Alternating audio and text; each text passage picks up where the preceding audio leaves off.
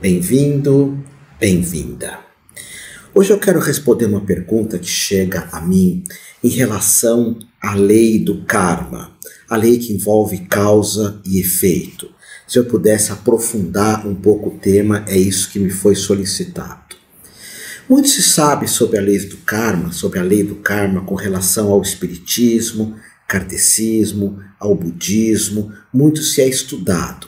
Eu só quero acrescentar um ponto importante nessa lei do karma que aprendi nas viagens à Índia, ao Nepal e no meu contato com vários mestres, que essa lei também tem relação com as nossas crenças.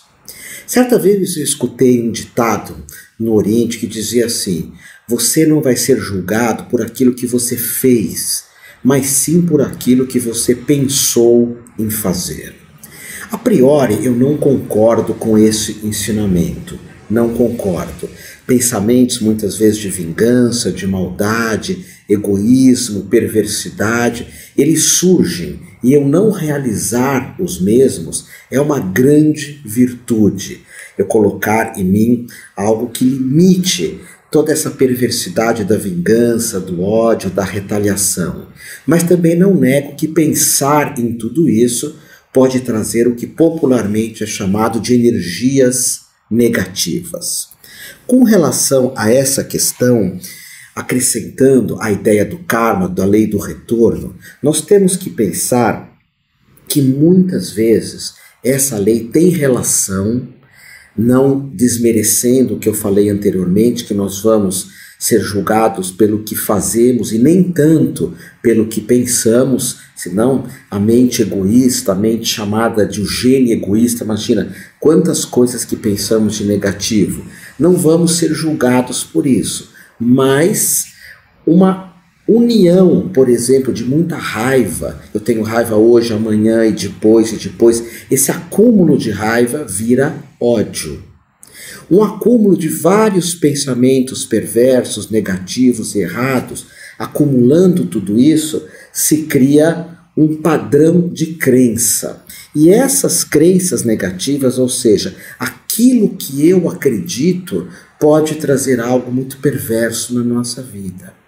Você sabe que eu escutei uma história há muito tempo, eu não sei se é real ou não, de uma pessoa que foi condenada à morte nessa justiça norte-americana, e ela ia ganhar um dinheiro que ia para os familiares dela se ela aceitasse morrer com um veneno que ia ser injetado na veia, e ela ia ter que descrever as sensações do veneno.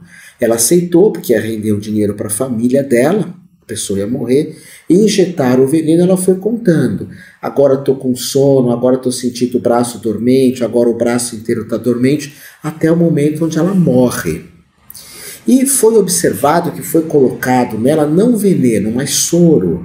E ela acreditava, era uma crença, que aquilo era um veneno e que aquilo ia fazer mal para ela.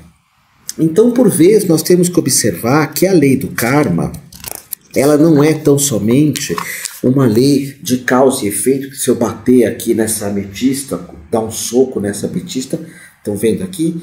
Vai machucar a minha mão. Essa é uma lei do karma, uma lei física. Mas também temos que notar que existem as leis das minhas crenças. Se a pessoa se culpa muito, ela tem o karma negativo disso. Se ela se julga muito, também tem. Por isso, por exemplo, quando fazemos Ho'oponopono, sinto muito, que é abandonar, ultrapassar algumas situações. Me perdoe, eu errei, eu tenho consciência disso. Então eu vou ultrapassar isso também. Sinto muito, me perdoe, te amo e sou grato. Na questão da Ana Cecília aqui, ela fala da questão da responsabilidade. Ana Cecília é a pessoa que me traz essa pergunta, Ana Cecília Quadros.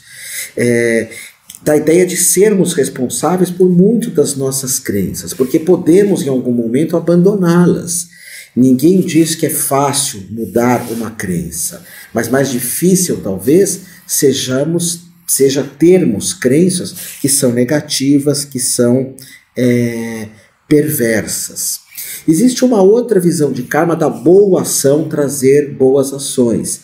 Eu acredito muito nisso.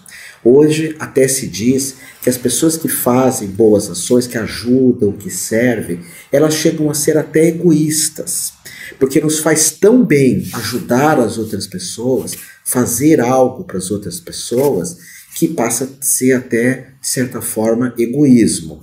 Perceba que eu estou sendo irônico aqui. Claro que temos que ajudar, servir, fazer algo.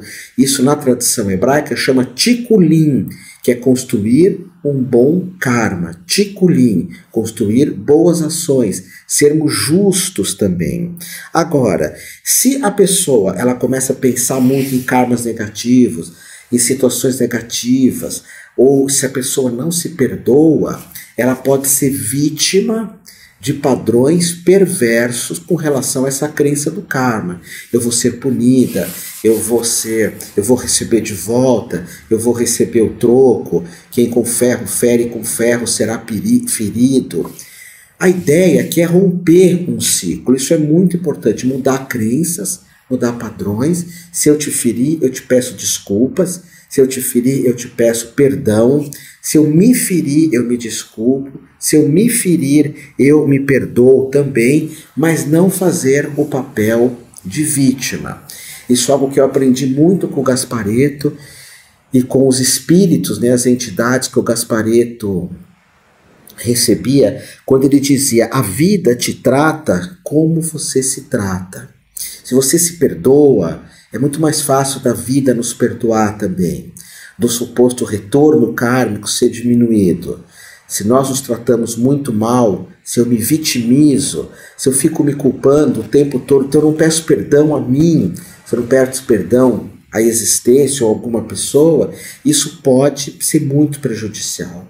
Por isso que, além da questão do karma, que é a questão que normalmente se estuda, eu acrescentaria também essa questão aqui, que é uma frase inclusive do Gasparetto: a lei do karma nada mais é do que o resultado das nossas crenças e das nossas atitudes.